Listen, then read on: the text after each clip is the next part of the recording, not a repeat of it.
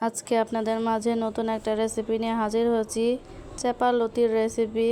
তো আমি এখানে চেপা শুটকি, হলুদ মরিচ, ধনিয়া, লবণ, পেঁয়াজ, মরিচ, আদা, রসুন বাটা সব উপকরণগুলো দিয়ে দেব।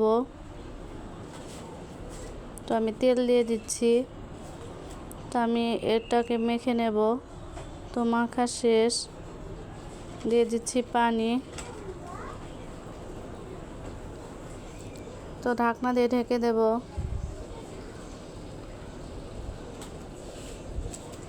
তো আমার লতিটা বলক উঠে গেছে।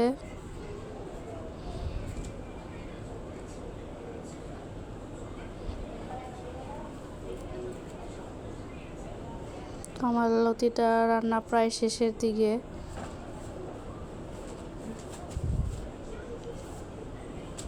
তো আমার লতিটা হয়ে গেছে, রান্নাটা শেষ।